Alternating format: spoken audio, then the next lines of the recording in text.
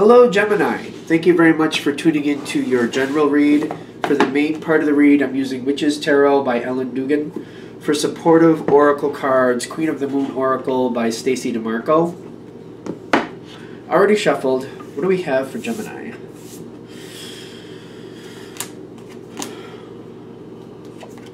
This is kind of a little weird. Okay.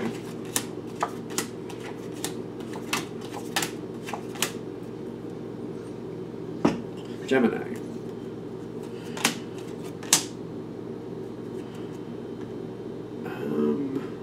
No, just that. All right, so Gemini. Something seems a little... Okay, when you're coming into this situation, you've got the Seven of Wands with the Page of Cups. You're trying to direct it a certain way. I feel like you're trying to like get your point across. And you're feeling like you're kind of getting forward like you need to. You're kind of getting where you need to be. And you got the Page of Cups kind of like, this is something that can go better. You're feeling good about where it is.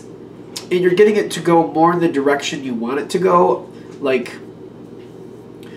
you're trying to, it's almost like you're trying to steer a little bit over to the left.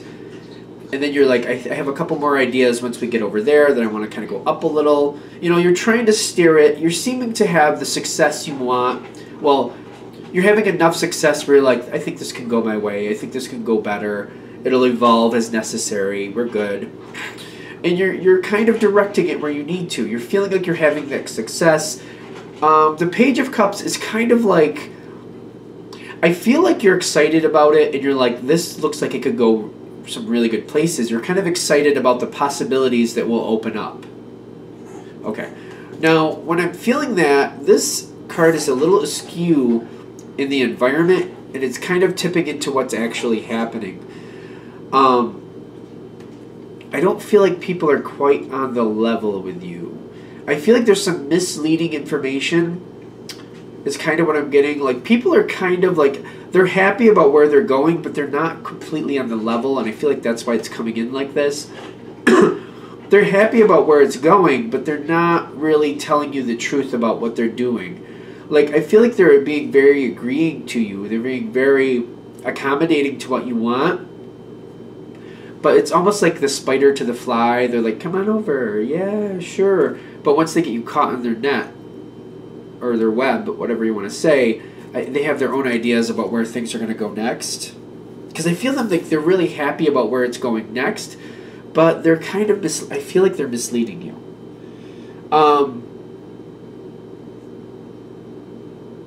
This keeps going forward is what I'm getting. Now,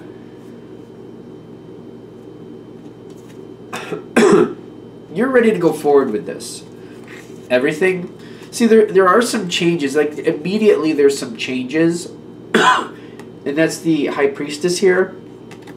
But you got self-reflection aiding you. Kind of like, I still want this to go forward. That's fine. Things change. I know that. That's fine. And where there's change, where there's a changing attitude, where there's a changing, ever-changing environment, you're like, right now it might not flip my way, but it changes so much. Any moment now it could go my way. And you're just kind of going with it. It's not daunting you. Things aren't going your way right off the bat is what I'm feeling. But you're like, that's okay. Things keep changing every 5 seconds around here. So the next change will probably go my way. So that's fine. And if it doesn't, there'll be more opportunities. The opportunities are constantly in front of me. My time will come. And you're going forward. You got full speed ahead here with the Chariot. You're very realistic about this. The thing is, you're looking at this like there's change. There's constant change. Change keeps happening. All right, this didn't go my way, but that's okay. There'll be more changes. I'll get my opportunity. I'll make things go the way I want to. It's not a problem. That's fine. What's not going my way now will go my way later. That's the optimistic attitude. I'm kind of getting some optimism here, but I'm also getting this self-reflection here. It's kind of like, I feel like this self-reflection is like a red flag signpost here saying, how many times have you gone into these types of situations where it seems like things are changing, and then all of a sudden they stop? It's kind of like the wheel is turning, and then it just kind of like, it stops, and then that's it. It just stops turning. It's kind of like we're not going any farther with this. And they're trying to give you the heads up about this. They're like, something that seems like it's going to continually change may not. Because I'm getting the Four of Wands here in the environment. I feel like what works, when it works for the other people or somebody else in control, when somebody else with the control here, somebody literally has their hand like on the lever, how fast it will turn, how much it will turn, if it will turn or not, like somebody has their hand on that lever. When it's kind of rolled around to a place where they like it, they're going to not only stop it, but they're going to lock it in. And I'm getting that with the Four of Wands. I'm feeling this isn't to your liking, but it's to somebody else's liking who's in control, and they're locking it down. I don't see you understanding that or realizing that, because what I'm getting here,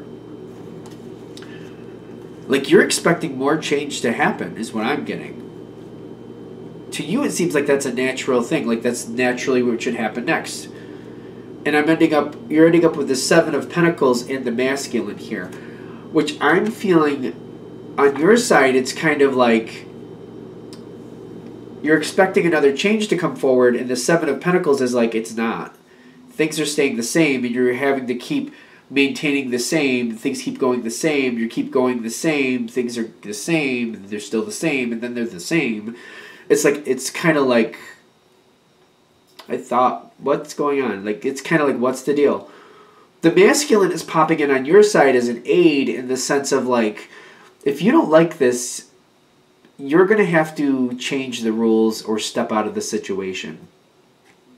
And it's not meant as a negative thing. It's meant to kind of like, somebody's locked this wheel down. The changes have been stopped.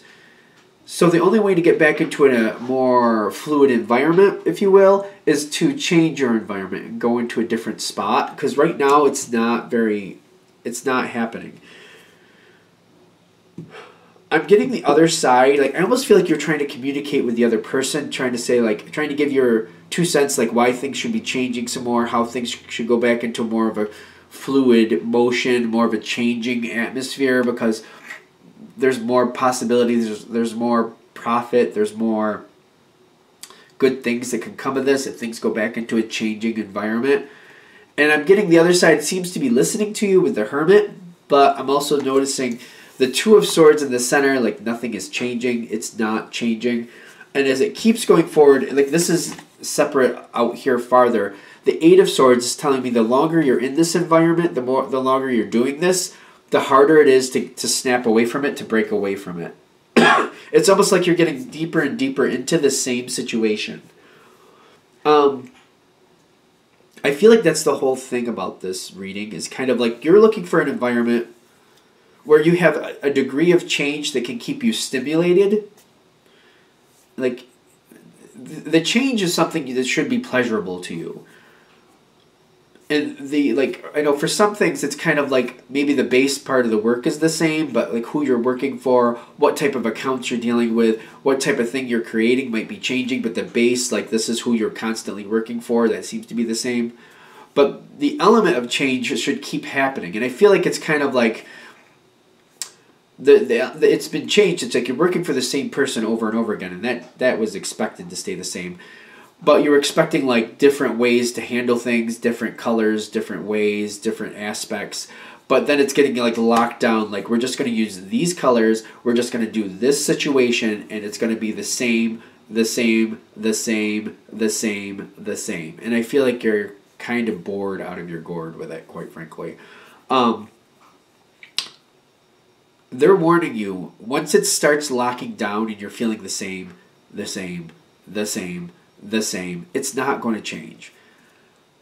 And it's like the longer you go, it's like this person, the other side, whoever's in control, is trying to tie you. Like, they're trying to tie you to different pieces and trying to tie you to different areas. So it's harder and harder for you to step away from it. It's harder and harder for you to untie these knots. It gets really convoluted. The longer it goes, the more complex it gets, the more bound you feel.